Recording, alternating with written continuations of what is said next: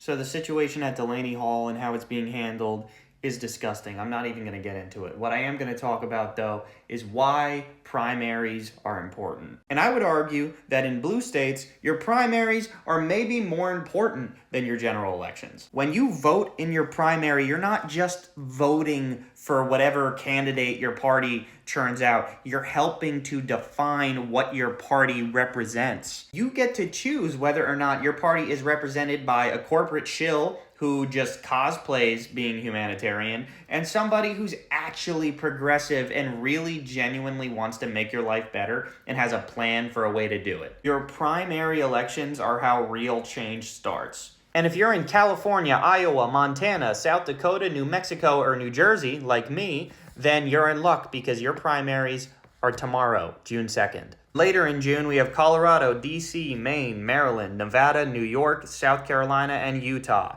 These are all elections for Senate seats and House seats, among other smaller things. If you're intimidated by the idea of going out and voting in your primaries because you're not quite sure what to look for, or in this relentlessly fast-paced society that we are forced to live in, you haven't had the time to really, understand politics, don't be embarrassed. Don't let politicians or your really political, chronically online friend gatekeep voting from you.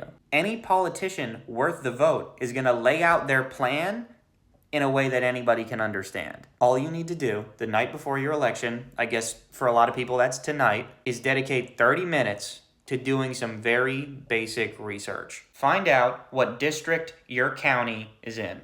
In New Jersey, we have 12 districts. That means 12 House reps that are up for election. Look up who's running in your district on the Ballotpedia website.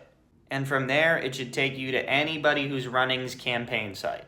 You can see what they're all about, and you can also see, what they're conveniently leaving out. See, Mikey Sherrill, she didn't want to abolish ICE, she wanted to reform it, and I very much disagree with that. I think it's time to get rid of them, considering we are currently seeing what they're capable of, or what they're capable of being used for, should I say. Look for candidates that say, abolish ICE. Look for candidates that say they don't take any corporate money. Look for candidates that oppose endless wars and would much rather put the money towards Medicare for all. The establishment wants you to think that these are radical ideas. These are not radical ideas. These are reasonable conclusions that regular people come to given the circumstances that we exist in.